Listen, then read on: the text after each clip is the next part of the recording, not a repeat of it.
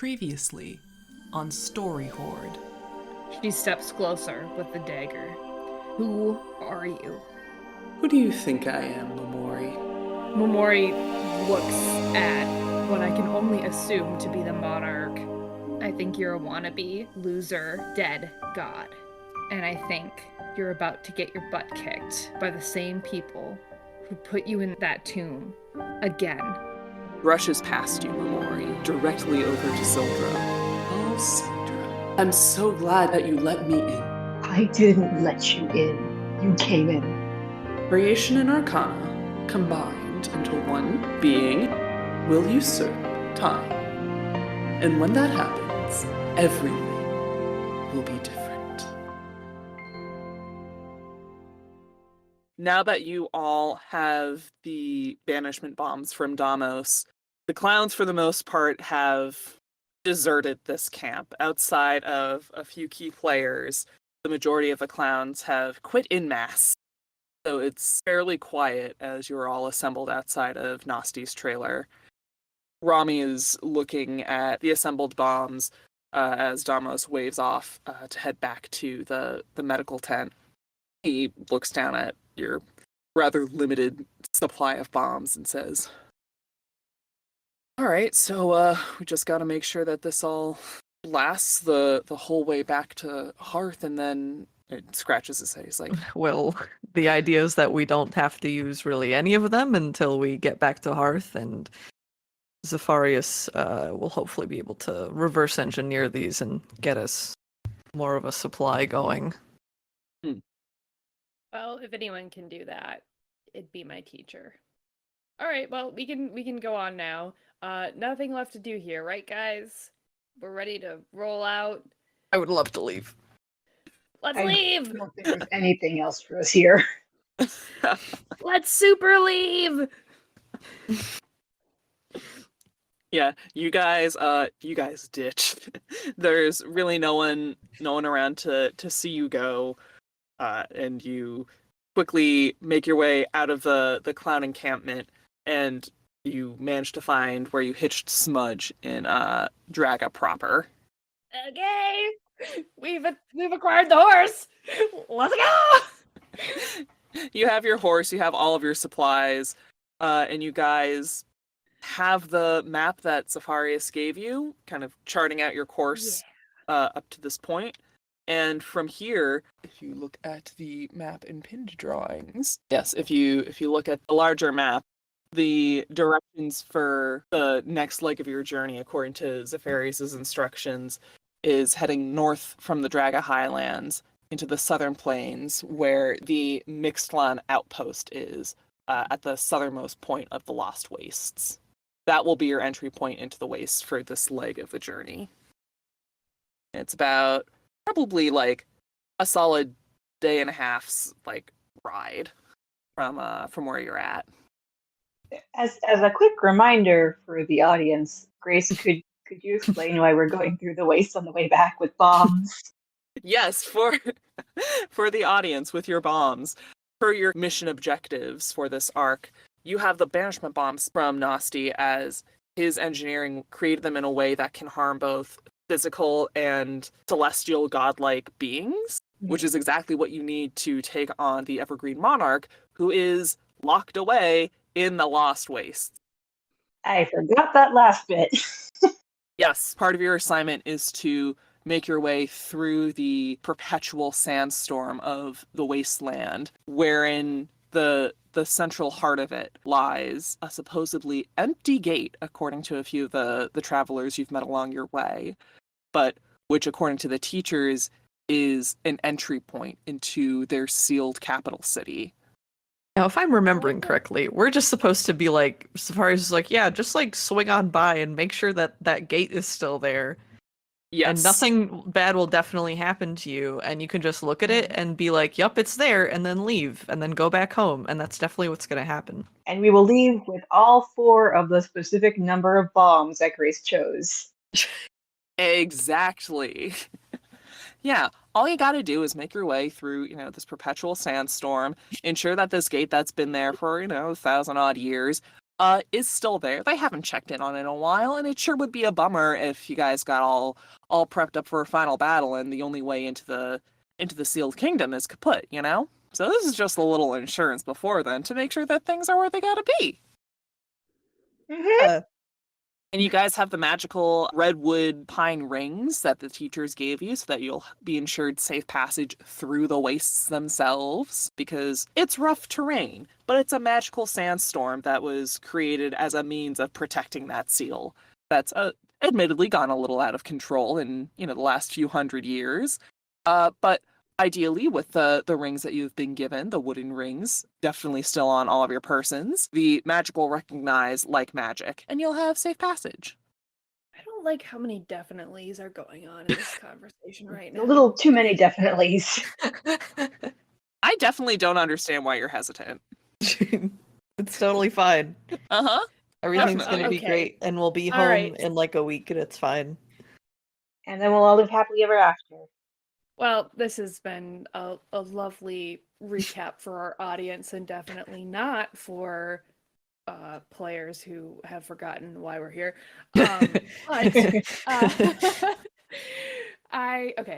we're on our way to. We're rolling out of Draga, right? And we're Mhm. on our way, just beeping along in the carriage with Smudge and all our money.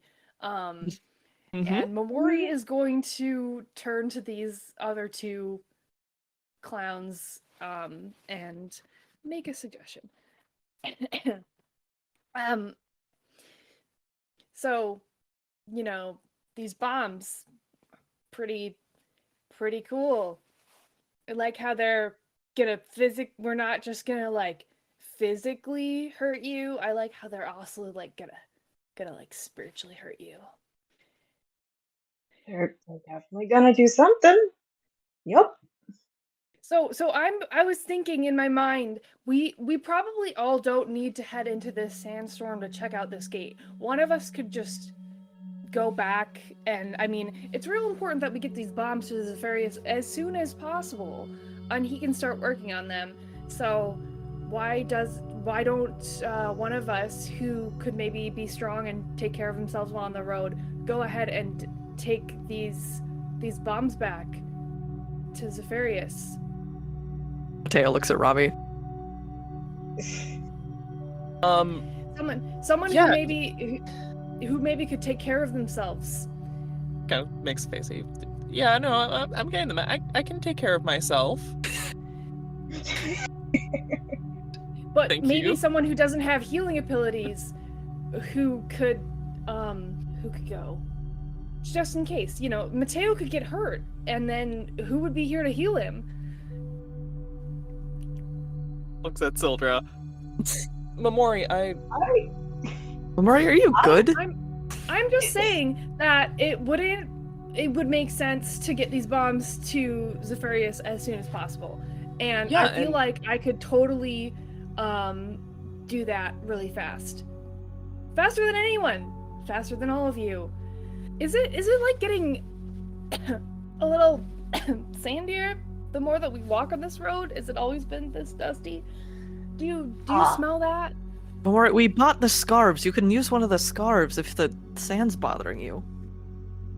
I mean, but now that I'm thinking it over, it might not be a great idea to bring the very important, very vital bombs to the place that is a gateway to the person who definitely should not be getting these.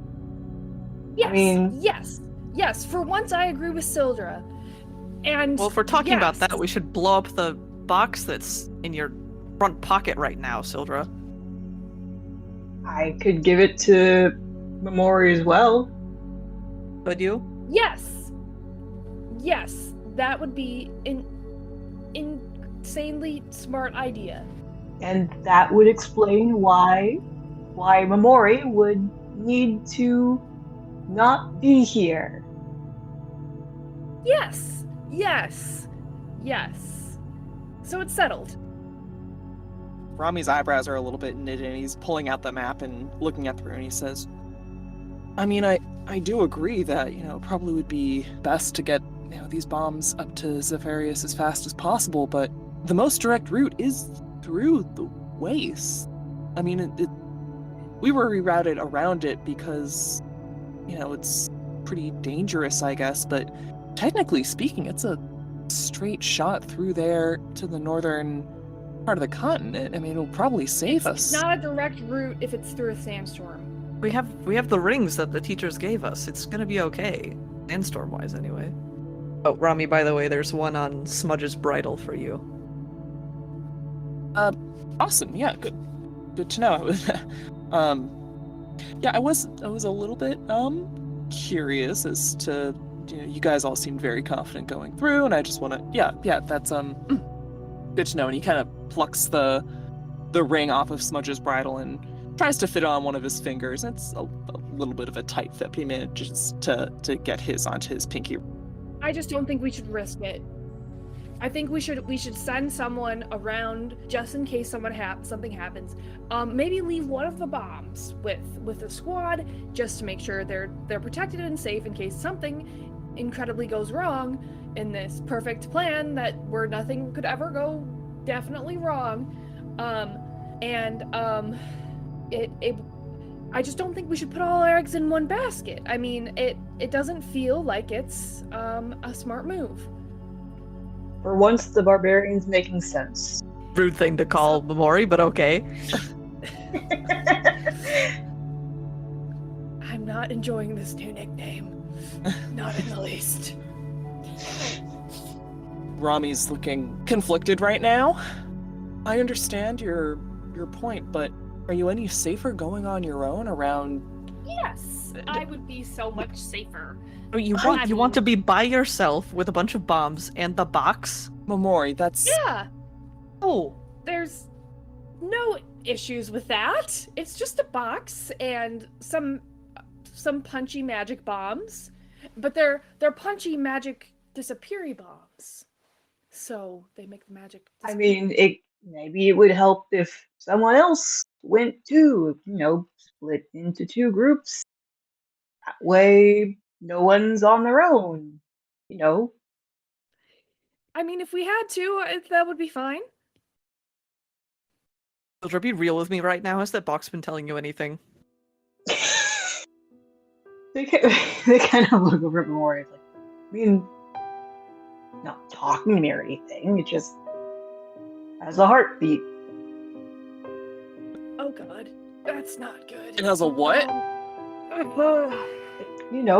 It's pulsing rhythmically. Smudge, stop the car! Pulls over. We are destroying that box right now. I don't feel like that's a good idea. Why? What? Like, why do you want to hold on to it so bad? Blow it up! Why not? Why are you two being... How do we know that we can even blow it up right now? We don't even know what it's made of. We have no information. What if blowing it up is going to release something? Look, one of these blew up the entire temple. Okay? Right? That is a box. Yes. But it's a magic box. With a heartbeat, I guess. And it's a magic bomb. It already corrupted Nasty. You can use one of the bombs to blow up the box. But then I'll take the other three. I'm not suggesting anything more than that. And I'm going to take them directly to my teacher. And he'll figure out what they're made of. And the quickest path for that is through the waste. I can't go through the sand. Why not? Okay? I just can't, Mateo. I think we should just leave it at that. If she can't, she can't. Momori looks away and clams up. Let's at least sleep on it. I think it's been a long day for everyone. I didn't sleep at all last night. Okay, can we decide in the morning, please? I'm with Mateo on this. I think And he looks up at the sky, and it is getting fairly dark out. You guys have made decent progress on your way to the Mixlan outpost. Let's call it a day. And Mamori, in the morning, if you still really feel like you need to not go through with Zephyrius's original plan, then we can figure something out, I'm sure. But let's just... And he rubs a weary hand over his face. He says, let's just be done with today. Yeah? Sure. Yeah. Mamori grabs her bedroll and, hops out of the carriage. Finds a place next to some... I'm assuming we're near trees, near forest still. Finds a place under cover and rolls it out. You all, on your route, manage to find some nice clearing, a little bit off the main road. Looks safe enough to camp, looks dry, has some decent tree coverage for a little bit of shelter. And you manage to settle yourselves down for the night. You hitch up Smudge, you work on putting together a fire and getting your camping situation in order. Rami sets up his tent, next to Mateo's, and he works on getting dinner done up for all of you. He did roll a 17 perception check on you, Mamori.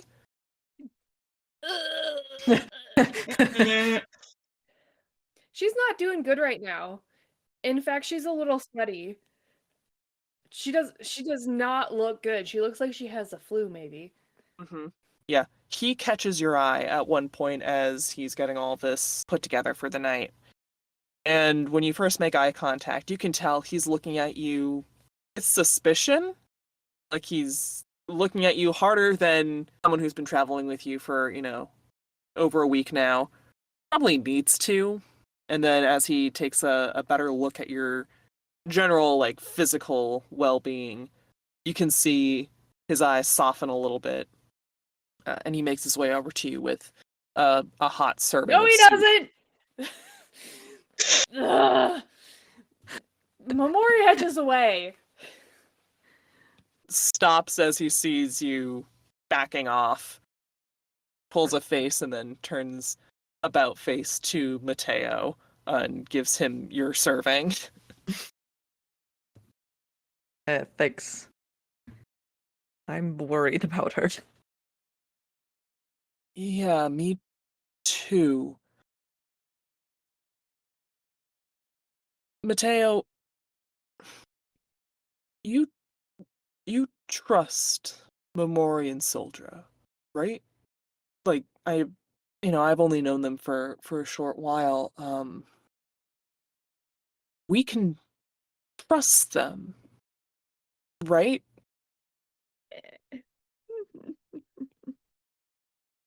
Yes, I want to say yes, but I don't trust the fucking box. The box that Sildra's quite literally had clutched to their chest for almost a full day now. Yeah, that one. Mm-hmm. I know you didn't see what happened with Nasty, but he was fully possessed by the God King, whatever the hell it is. And I know it's because of whatever is in that box, and I do not want that same thing to happen to Sildra.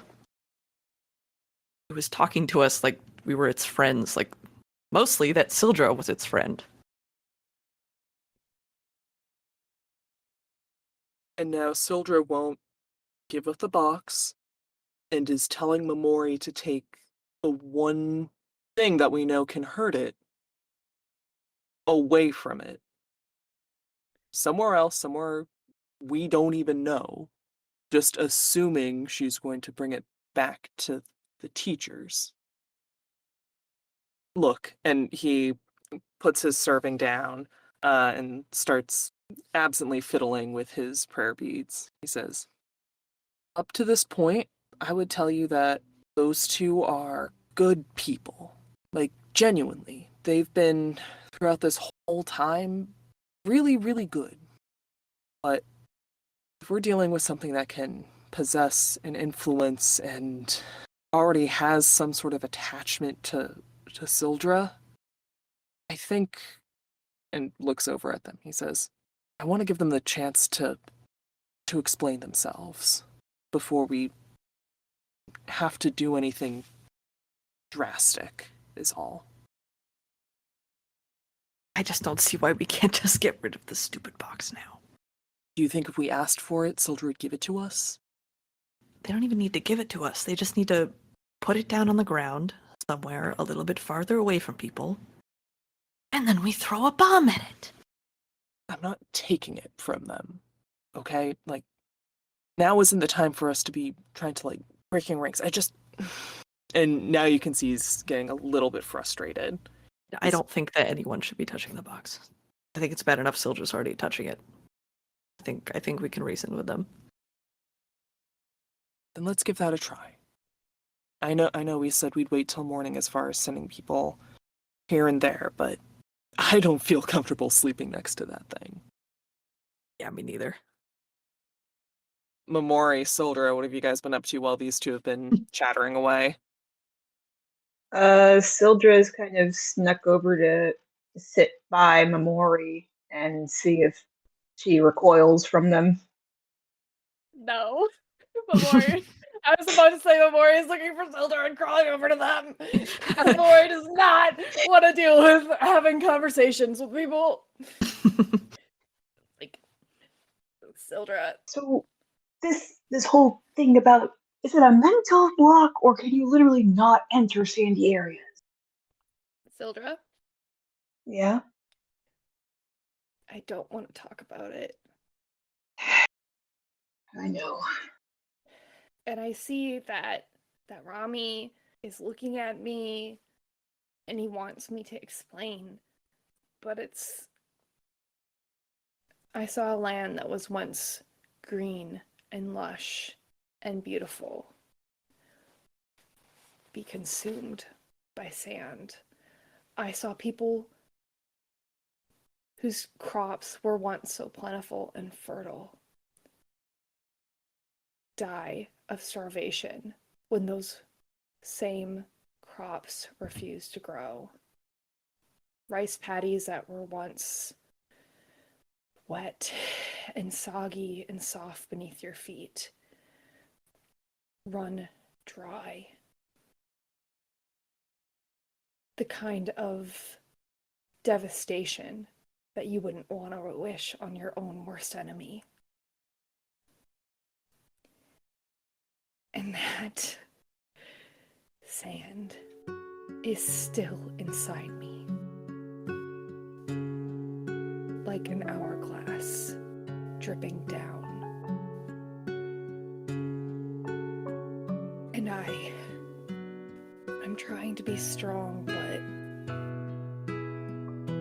seeing that desert, entering that desert, I don't know what it would do to me. And I'm not sure I have that much time left. What if you didn't have to tell them the whole story, but you can tell them in broad strokes that you've got a really bad history with this kind of environment, and that you don't have to take the bombs, you don't have to take the box, you can just meet us back at Haven. Because I don't think they're going to just let this go as much as I would like to just get this all over with. I don't know why they have to be so hung up on stuff. Mamori kind of leans back, flops onto the ground. It's bad enough that, gestures with hands, everything. I just don't want them to see me as weak.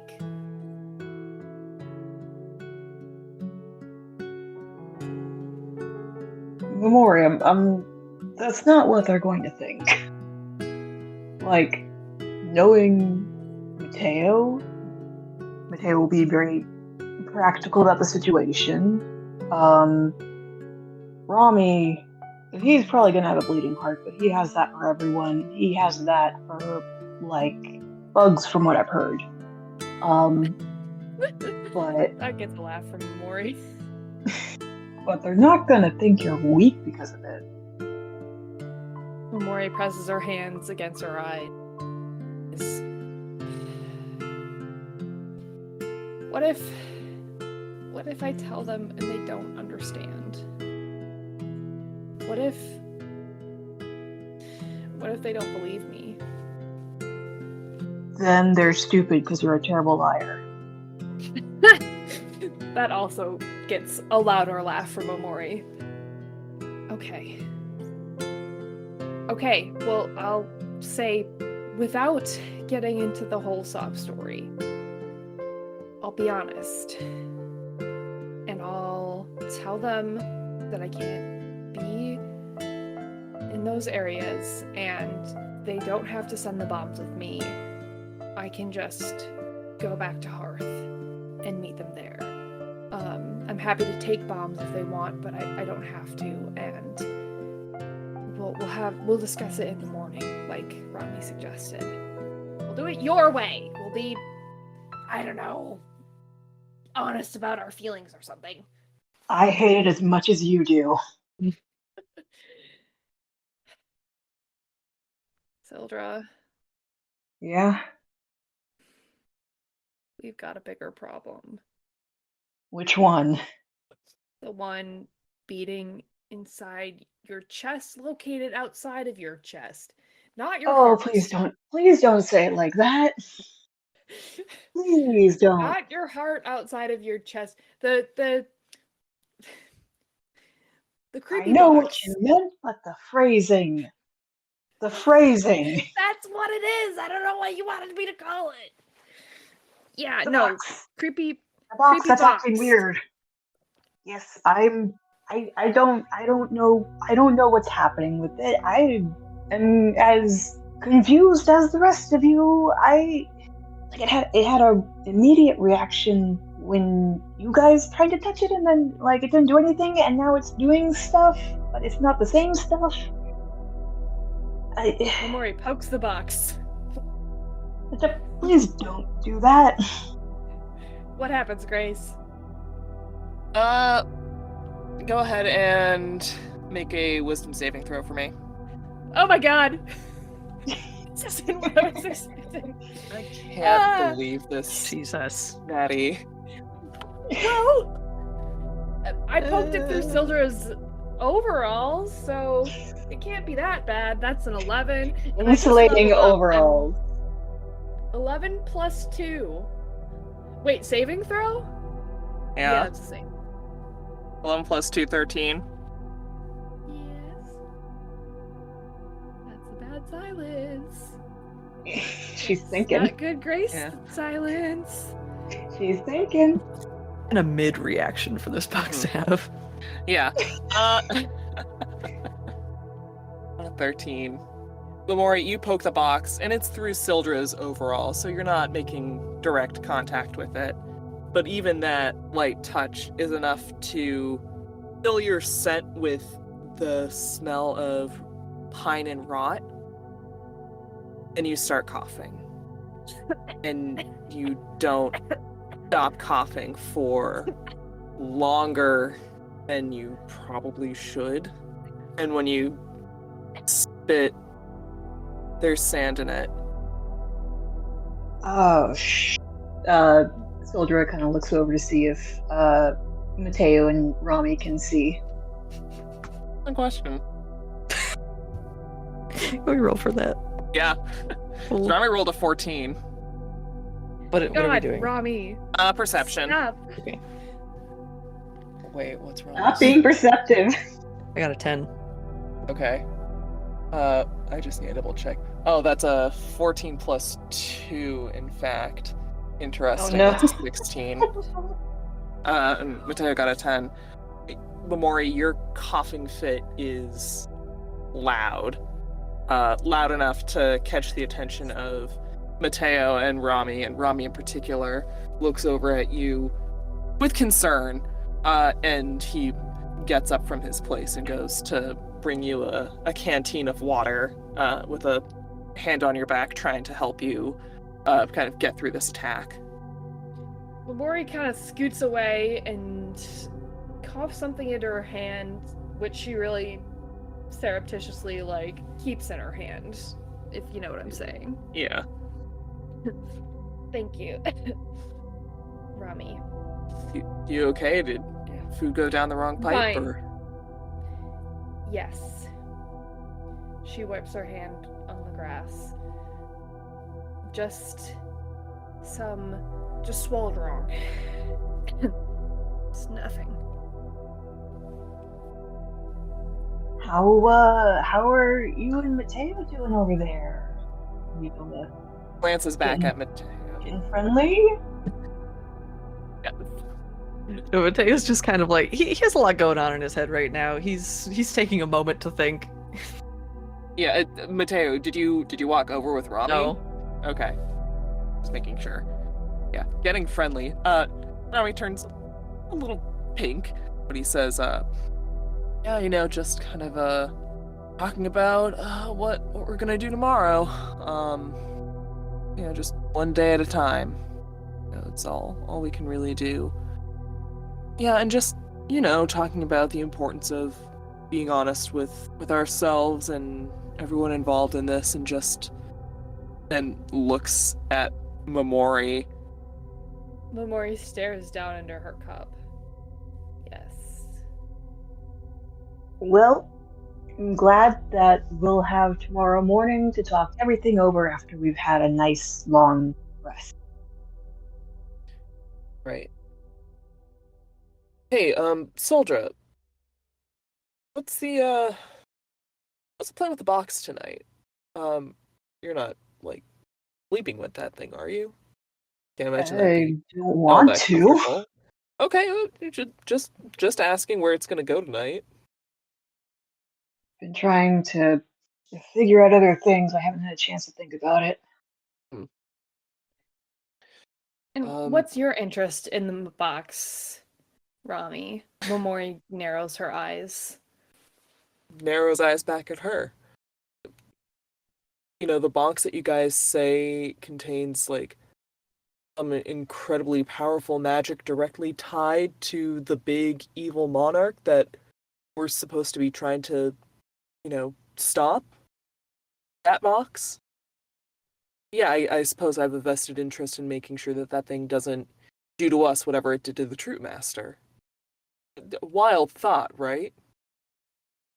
Truly. Mamori finishes her water. Well, if it puts your mind at ease, I'm not hearing any voices or anything like that. It's just thrumming. And I will absolutely keep you updated if that changes. Yeah, please do.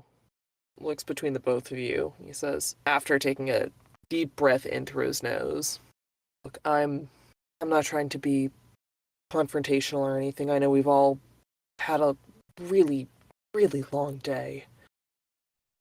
Like I said, let's just take this one day at a time. We're done with today. Tomorrow will be different. He goes to put a hand on your shoulder, Mamori, and thinks better of it. And, Nope. Yep. Yep. And puts his hands up and says, I'm gonna turn in for the night. If you guys need me, I'm gonna... throws a thumb back towards Mateo. Yep. Same with me. I mean, I'm not going to be over there, but, if you need me. I'm just going to kind of look around. Is there any sound of running water or, a small, not pond, but just something with fish in it? Yeah, actually. There is a river not too far ahead from where you guys are camped out. You can just barely hear it. in the quiet of the night. And it'll be a little bit of a ways walk away from camp to get to it, but definitely, doable. It will mean walking out of eyesight of your camp. Mm, But you can hear Omori it. looks up at Sildra.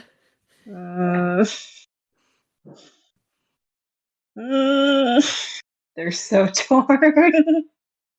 Hey, I just need to clear my head for a bit. Go. Just go. It's fine. Yeah. It'll be fine. Rami seems to have said his piece, so I'll be okay. But if you don't come back in like the next 30 minutes, I will hunt you down and find you. Can I get an hour? Oh, well, sure. But I'm just saying, if I hear anything, any bandits or ruffians or griffins coming to swipe you away, Possession. I am hauling butt, and we will not let you go. We will rain down thunder, storm, magic, and cool Rami magic, and I will pull out Nugget, and there will be nothing that will be able to stop us. We will rescue you from any danger. I'm gonna hold you to that. Omori rolls her eyes. Well, you should. Anyways, I'm gonna close my eyes for a second. It's been a weird day. It's been a weird day. Hopefully you're able to sleep by the time I get back. Momori is on her cot, eyes closed. Or bedroll or whatever. Cloak overhead. Thumbs up. Someone just nods to themselves and walks away with a fishing rod. Yes. Excellent. Interesting. Raise his hand. Can I talk to Rami before we go to bed? You absolutely may. Yeah, Rame makes his way back to your guys' part of the camp after his interaction with Sildra and Mamori. And you can see, Mateo, that Rami is looking still pretty fussed. Whatever conversation they just had doesn't seem like it necessarily went exactly the way he was hoping it would. I don't know if this is the best time to be talking about this, but there's just something I need to talk to you about. Links at Mateo and says, "You know what? With the way things have been going, anyone willing to have an open and honest conversation is a wonderful change of pace. Whatever it is, Mateo. Yeah. What do you want to talk about?" Okay. So I guess I just want to apologize for not being completely or really at all honest about what this whole thing was going to be. I told you this was going to be a vacation, and I knew that wasn't true. I knew it was going to be difficult. I knew that there was going to be things that we probably weren't going to be okay with. You asked me after the that whole thing with the cult of the God of Shadows. You asked me, why did I bring you here? And I lied then too. I don't know if I even knew why. Really, I was just... But I think I figured it out now, and it's because I'm selfish. I realize that now, seeing what all of this has done to you. I didn't think about how it would affect you, or if you'd want this, or if you'd be okay with this. But I'm just selfish. Shakes head. Mateo, you're a lot of things, but I really don't think selfish is it. But I brought you here because just because I wanted you here? For what? I had just learned that the world could be ending soon, and I guess I just wanted to spend more time with you, and it's so stupid and it's selfish of me because I've wasted so much time. I've wasted so much time. I'm wasting your time now, bringing you on this stupid thing. And I made that decision for you. I said what I could say so that you would come. And I dragged you all the way out here, across the continent. I'm just so sorry, Robbie. If you want to go home and spend whatever time you have left with people that aren't going to lie to you, I get it. You should go. No, hug. Immediate as Mateo is spiraling like this. Immediate, firm hug from Rami, trying to honestly calm the both of you down. Mateo, you're not selfish for wanting to bring me along. If anything, I knew it probably wasn't going to be as easy of a journey as you made it out to be. I just didn't want to be a burden on you. I wanted to prove that I could be as special and worthwhile as you are. And this whole time I've just been trying as hard as possible not to just be trying to convince myself that I'm worth standing alongside you. That's supposed to be. He takes a half a step back to try and look you in your face. Mateo, you always have been so much more than me. You're more interesting, more outgoing, more capable in things that really matter. And I fit in best with livestock and a hometown that really doesn't change all that much. And you asked me to come with you on some big journey, and yeah, it's way bigger than maybe I initially thought. But that just made me want to try even harder to prove that you didn't make a mistake in bringing me. Because you realize that I'm just some farm kid from a backwater town. And that, yeah, maybe you would outgrow me eventually. None of this is your fault. Nothing that we've encountered is your fault. But I could have told you. You could have told me that a circus clown ringmaster was going to get possessed by a 1,000-year-old wannabe god king? And what? You're going to tell me from the outset that, yeah, we definitely were going to run into the shadow cultists that turned your horse into a dark god-touched beast? You knew we were going to run into all of this? No. You don't have to apologize for the way that the world is. I mean, you're always so hard on yourself.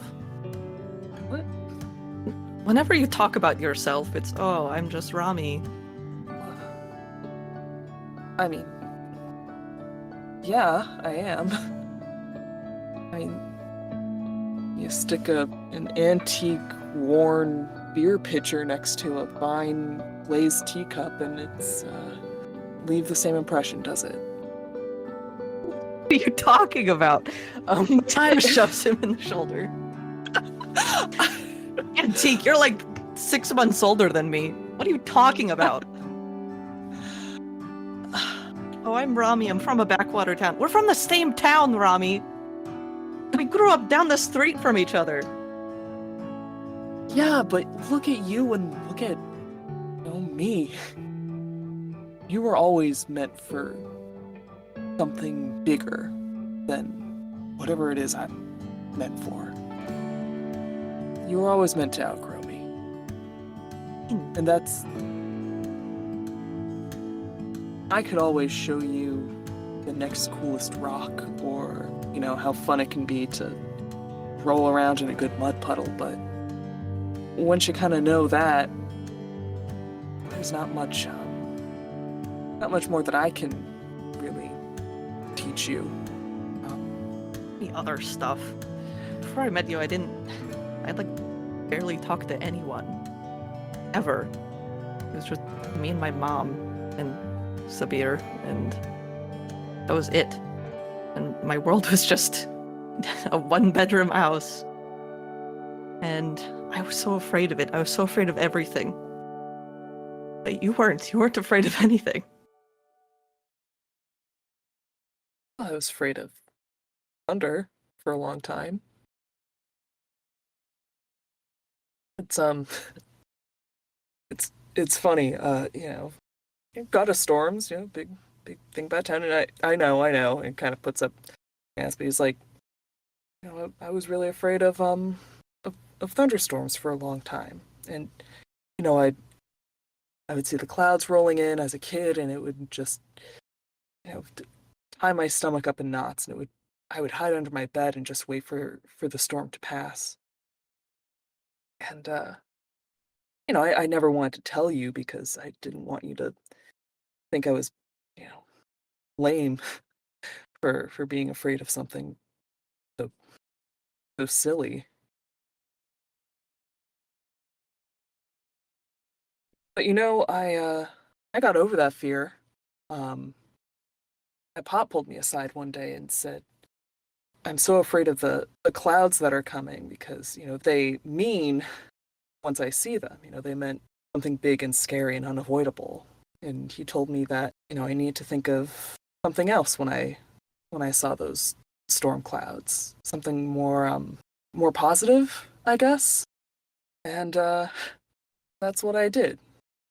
I just kind of decided one day, and I'm sorry, maybe I don't know where I'm going with this. And he starts to kind of blush a little bit and tries to step a little bit further away.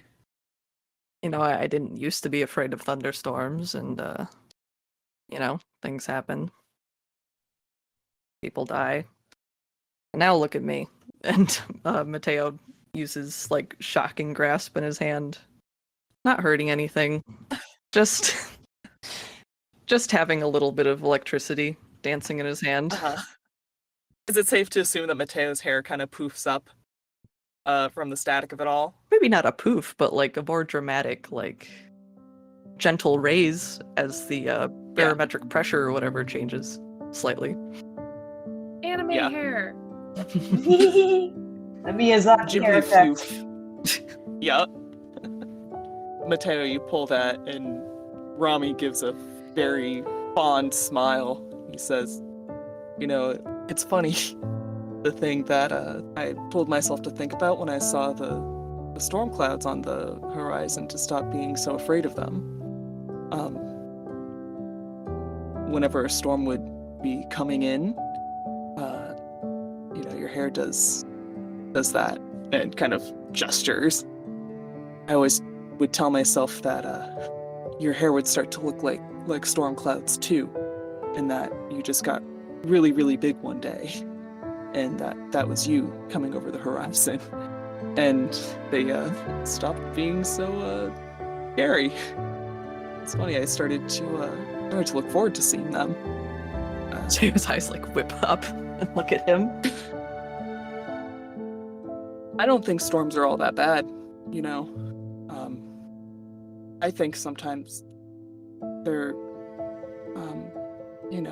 a sign of good things to come, actually. He is nervous right now. You are physically close enough to that to see that his breath is a little bit shaky. Let me have a think. 1 second. Okay, I think I just need to roll for this. Lots of thoughts. Can I ask what you are rolling? You don't have to say what for, but modifier or whatever. There's no modifier. This is just me being there's several ways Mateo could be taking this conversation. Mm-hmm. Some are less helpful, some are more helpful. Mm-hmm. Talking about storms, man, that's difficult. Mm-hmm. Do like, can I do like a perception check? Yeah. Rami right now. Try to gauge what he's. I don't know. Okay, so that's a 10 with my +2. Mm-hmm.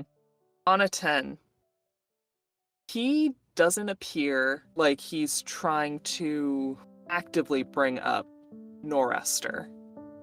It seems like he really is just talking about the phenomenon of thunderstorms in relation to how he sees you. But it's not invoking gods, it's not trying to bring up necessarily that part of your past. But he's being a little clumsy with it. Not 100% sure what he's trying to say with all of this. But boy, oh boy, is he getting sweaty. Okay, Mateo stares at him for this uncomfortable amount of time. They're just standing here, and he's like, huh, Rami's kind of sweaty right now. What is he talking about? Anyway, and then he's going to use Gust. A gentle gust to make him less sweaty. Quick, kind of like, eyes a little bit wide as he feels the gust of air, and then a chuckle and a sigh of relief. He says, "You're boy, you sure are picking up magic fast. Very impressive." Sorry, you just looked hot. I mean, you were sweaty. Yeah, yeah. Funny how that happened. I get sweaty sometimes. It's been a long day. Anyways, I'm gonna go set up watch over there. Yeah, I think I need to sleep. He very quickly goes to walk a little bit further away from camp to keep eyes out on everything else going on, but glances over at you and gives a small wave and smile. It says, "Sweet dreams, I guess." Why did I say that? And goes running off to his post. Alright, I guess he's staying then. He was gonna go to bed, I guess. Yeah. Head empty, forgotten about the box. Oh my god, fully distracted. By the way, has Sildra caught anything? Oh my god, The important Sildra's at questions. the river alone. Fine, it's great. I was wondering if anyone else had realized it. No, these two are fully consumed. Mori knows. But Mori is asleep. No, Mori is like just resting. She's 100%. You have your head under a blanket. under. It's like when Good. Shorty sleeps, when he has both his ears up, and he can be awakened my at a God. moment's notice. You're just Yeah. a dad with a baseball cap tilted over your eyes. Yeah. No. Mamori heard this entire conversation. Mori was just in her head the entire time, like kiss, kiss, kiss. Already. It did take a lot of like, okay, I need to read the room, make sure I don't say something, don't say this out loud, don't Mhm. say it out loud, Mamori. Just keep it in. Conceal, don't feel. Kiss already! I had a thought of like, what if Mamori just said that? What would happen to this conversation? Just throw a grenade. It's the Evergreen King. He's speaking through Mamori. I Just didn't. possessed. It's a ruse. We don't trust Mamori right now. Oh my god. Can you imagine if the Evergreen King is like, the Monarch is listening through the box to this entire conversation and is just a Rami Mateo shipper? Like, Like, ooh. just, Grace, don't get an idea from that! Don't Next get time an they come idea out, from my they crap start, like, post. trying to ship the two of them. Oh my god. Yeah, I'm very I worried just about that. started a Ooh. business. Oh my god. Wait, actually, I'm more curious. Did Sildra leave the box at camp, or did you take it with you? They took it with them. They didn't know what else to do. Mori was sleepy. The other two didn't trust them. Uh-huh. Okay. We've made They're bad alone decisions. in the woods, fishing with an evil box. Uh-huh. We've made And you're great trying to see if you caught decisions. anything. Yes, that's it. That's it. That's all that could happen tonight. Mm-hmm. They just want to catch something. Yeah. Roll a d20. Let's see what you get. Am I adding any modifiers to it? You can add your nature check for that, so whatever your intelligence is. Ba-dum-bum-bum-bum. That would be an 11 total. Okay. With an 11, I think you sit with your thoughts in silence for a long time, as far as like however long you're staying there for, before you end up catching anything. And what you do end up catching is a fairly dinky little young trout, nothing terribly exciting or challenging. You're alone and you just keep casting and casting and casting again. And after you catch the trout, you cast a few more times before your eyes catch a glance of your hook on your line. And you catch your hook right before you cast it all the way. And you bring it up to your face. And it seemed as if for a moment it had a flash of brilliant green light on it. But it's just a hook. It's fine. Everything's fine. Everything's fine. They're gonna go back to camp with their rinky dinky fishy. Everything's fine, Sildra. It can't affect me. It can't affect me. It can't affect me. It's fine. It'll be fine. We'll make it, and it'll be fine. Not about affecting you. Simply conversing with an old friend. What it feels like, anyways. Hang on. Can they hear that? Oh, you hear this. Sildra stops. Oh no. Oh no. Okay, we're going back to camp. Going back to camp. We're going back to camp. Sildra, what do you think they're going to do to you when you get back there? I am not engaging with this. This not happening. Not happening. Rami already doesn't trust you. Knowing how close he is with Mateo, he won't be far behind either. What a shame that is. To lose the trust of those closest to you. I'm very familiar with the feeling, believe me. You know, Ithaca was one of my closest advisors for many, many years. Don't. Not engaging. Not engaging. Does she still cheat at cards? You can never play an honest game. She was always good for some sound advice. Okay, will you stop? If you keep talking, I'm blowing your little music box, or whatever the hell is inside this thing, to bits. With magic bombs. Is that what you want? Do you want me to blow it up? Is that what you want? Sildra, what do you want? I want you to be quiet. If I told you that whatever is inside this box is not going to hurt you, would you open it? The others don't have to know. Why the hell would I do that? Peace of mind? Proof that you can blow it up and then never know what's inside? Who knows? Could end up helping you, could end up hurting you. If it's destroyed, you'll never know. At the very least, if you do know, you can better inform your friends what moves to make. I'm not. I'm going back to camp. I'm going back to camp, and I am not listening to the person who wants to just wreak havoc on everything. No, I'm not doing this. I'm going back to my group. That's fair. It's nice you have a place to return to. People who leave really only come back if they have someone worth coming back to, isn't that right? Sildra takes a deep breath and holds it. You're very lucky to have such good friends. Be curious to see how long these ones stick around for.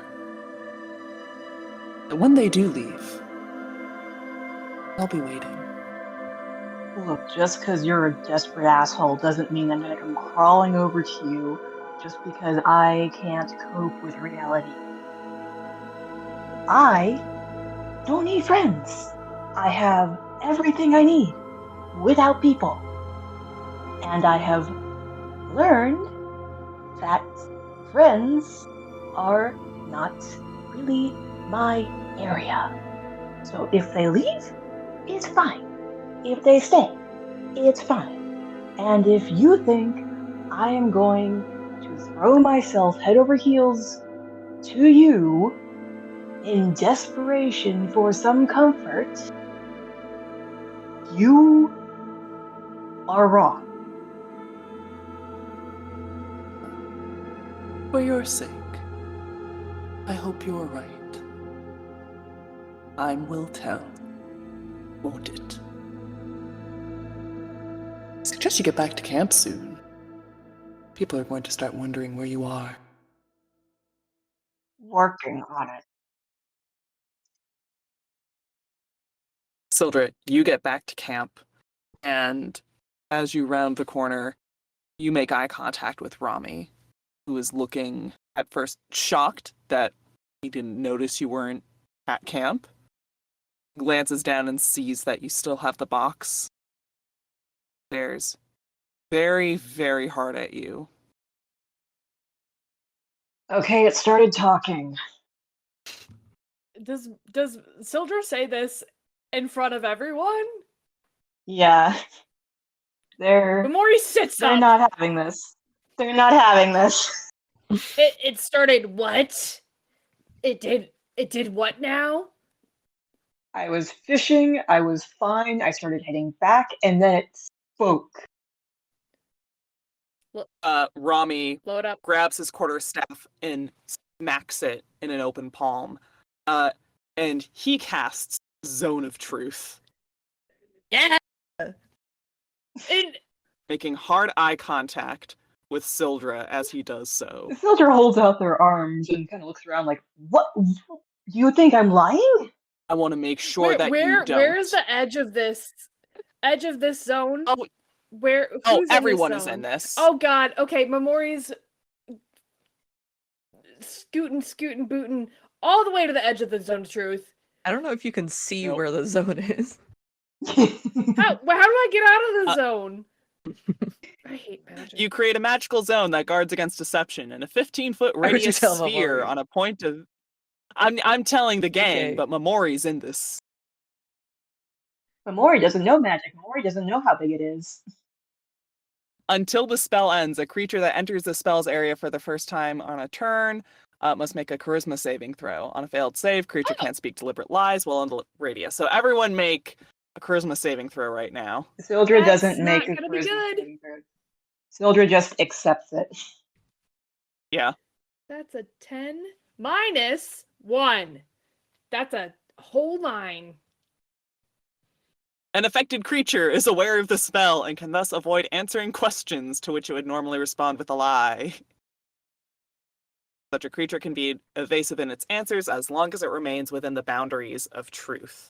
Mamori knows that this spell is in effect, knows that she cannot tell a lie.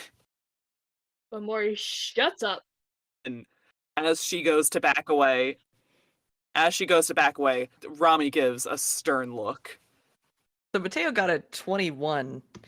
Holy Charisma Ooh. saving throw. So he definitely knows what Damn. happens. But I imagine he was like trying to go to sleep. I did a sleep roll just for funsies. I got like a 5. Cool. So that was shitty. Okay. So he's just like kind of asleep, and then he starts to hear like commotion. He's like, Mhm. "Oh God, what are they doing out there?" And then, boom! Zone of truth happens. He knows exactly what it is. Ugh. God dang it. Okay. Guess I'm getting up. Mamori crosses her arms. What? So you can't trust us to just tell you the truth now? Like you're just gonna magic us? Have you told anyone the truth this entire evening, Yes. Mamori? Yes. I haven't told any lies. Why are you? I thought you were interested in the box. That's what started this whole thing. I don't. What? Why? Why the zone of truth? Why? I've been open with You you. said the box started talking. Yes. Whatever it's saying to you, are you compromised right now? No. Otherwise, I don't think I would tell you. Are you inclined in any way to assist the Monarch with whatever it wants done? No, I am not stupid. Looks at Mamori and looks back at you. Why are you willing to let Mamori go it alone with the bombs? Because she just didn't want to go. I can't say why or why not, but I trust her. Why didn't she want to go? Don't ask him. Amori, Amori, you said you've said multiple I don't want to tell times you guys. we aren't going to lie to each other anymore. So here's the I'm opportunity. I'm not lying. Silver's not lying either. Well, They we just know- don't want to tell. Hey, I know a fun question. Mateo, why are you so freaked out around thunderstorms? Looks at Mateo and looks at Mildra. Mori doesn't want to go through the sandstorm. Leave it. I'm trying to think of a response that doesn't sound like when Branch was like, "'Cause music killed my grandma."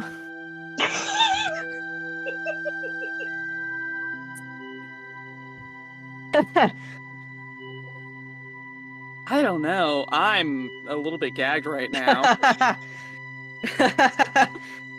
Zone of truth. Zone of truth Comes in indeed. here. Okay, as a show of good faith, that we are all telling the truth now. Rummy's looking at Mateo. I had a. He's like choking on his words, trying to get these out. I had a girlfriend who died during a storm. She wasn't a girlfriend at the time, but I don't. Basically true. What? Broke up like 2 days before it happened. Oh, Mamori! Why can't you go into the sandstorm?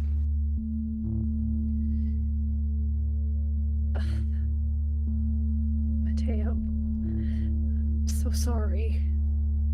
It's. Momori swallows hard. There's similar reasons,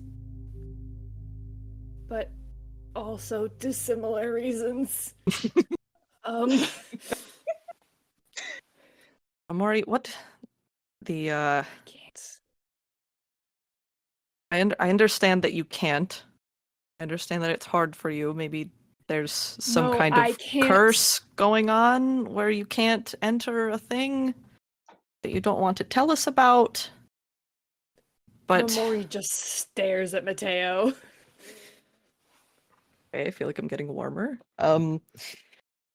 But something's been bugging me since we had that nice chat with the Monarch. He said you were running out of time. Please don't ask me about that, Mateo. was looking very concerned now. Memori looks like she's about to cry. Please, don't. Will it hurt you if you're in the sand? I don't know. But it won't be good. Okay. Well, one problem at a time here, I guess. Sildra, can we please try and destroy the box? Yes! Amazing! Yes! Blow something up! I feel great about this answer. Let's blow something up. Please. You know, an hour or two ago, wouldn't have thought that was a great idea. Now I am totally up for that idea. Please, let's get rid of this stupid thing. You have a big open field, and you have 4 bombs. We only need one. Who wants to light the fuse? Okay, so how do these work? They look like cherry bombs. It's got a fuse. These ones seem long enough to set and then get a good distance away from. They seem like they're designed with the idea of being dropped in a specific spot versus being chucked for optimal damage. Okay. I think we shouldn't be around the box at all when we try to do this. So I think Sildra, you should put the box down over that way, and then I can push the bomb over there with the wind, and then we can set it off from a safe distance. And I don't want to get the box any chance to convince us not to put the bomb down on it. I think if we were going to do that, it would be trying that right now, but yeah, better safe than sorry. Yeah, I mean, it might wait until you're alone. I don't think I would be alone, but as I said, better safe than sorry. Okay, so I would like to use. Are we assuming Sildra puts the box down and then walks away from it? Sildra puts it down in the field. Last chance. Walks away. So I'm gonna use catapult. Because I'm assuming this bomb does not weigh more than 5 pounds. Okay, No. cool. So this is just, unless you think the box should roll a dexterity saving throw. It's a box. It's not, it doesn't have legs. Okay. It's a box! I was asking your Look at the opinion. I also box. did not. I wasn't assuming that a box could Yeah. do that, but this is a magic box. Yeah, this Runs is away. this is a special box. Yeah. Okay. So, Mateo puts the. Okay, he is holding the bomb and then the fuse in one hand, and then he throws the bomb part up in the air and then makes a motion with his hand like he's throwing, and it lands on top of the box. Gets pushed by the wind. Sorry, did you say you lit the fuse? No, not yet. Okay. Yeah, So bomb want on to make sure box. the bomb is in the correct place before we light diffuses. Okay. Smart. Momori, you have a light, right? Yeah, for sure. You remember that I can just cast fire, right? Sildra, I'd ask you for fire usually, but I don't feel like we should mess with any magic things right now. No offense. Okay. I think regular fire would be good for this. I do not specifically have in my possessions a match. You had one for the cult fight. Yeah, you lit a torch. A single Um, match. Did she use it up though in that fight? No, I mean, We have to have theoretically, I would have a matchbook. we have to have I- something. Have we only Oh, been yeah, I have a lighting tinder magical box. fires I have a this whole tinder time? box. Okay, thank I have a God. tinder box. Okay. Sorry, I had to find it. We've been huffing magic fumes every time that we go around the campfire. That doesn't sound good for your health at all. No. Ooh. Is Memori lighting it? Memori lights the fuse. Memori, you light the fuse to Nasti's banishment bomb. And as you all watch from a safe distance, the flame get closer and closer to the bomb. You all get a whiff of pine and rot. Half second before the bomb goes off, creating a much bigger explosion than the tiny bomb would feasibly create. The aftershocks knock all of you off of your feet. And as you get up, you investigate the remains of the box at the site of the explosion. Shattered pieces of forged redwood litter the field. A dark impression of the heretic sigil is burned into the grass and earth. Air smells clean here. And amongst the rubble and slightly charred ground, you see large fragments, not shattered, but fragments of a petrified crest. Broken, not destroyed, lying silent and waiting in this field.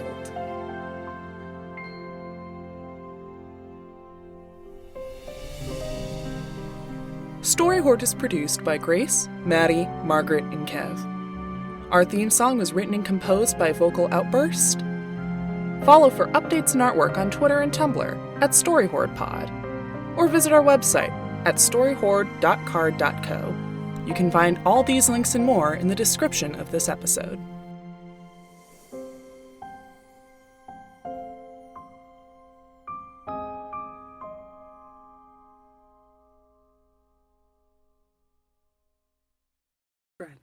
Was that like thunderstorm thing like off the top? No, so you know how I've been saying I have like a very specific conversation I wanted want me to have? Uh-huh. That was it. Of he has a very positive association with thunderstorms and Mateo. Because I see your face in it, like the baby from Teletubbies coming over the horizon. It's silly and embarrassing, but he's like, oh, Mateo makes thunderstorms okay. Yeah, he's like, I think of a good thing when I think of storms. And You're it's my because good he's thing, thinking Mateo. of Mateo. Yeah. Yes. Mateo's just like fucking agog that entire conversation of like, what the fuck is going on right now, dude? You cornered him. You went from being like, I ruined your fucking life to, no, I need. You didn't ruin my life. You're like the best thing, and I'm not good enough for you. And oh, I'm still talking. I'm only getting sweatier. Yeah, it was like there was so much happening where I could tell it was going in a direction, and I'm like, I kind of thought it was going to go in a direction when I was planning this the talk in the first place. Yeah. Very high probability. But I'm also thinking like, Mateo hasn't slept in like 48 hours. Everything's insane right now. Now is not the time to have this conversation, but it is happening. Like I can only process so much, and there's still a box we need to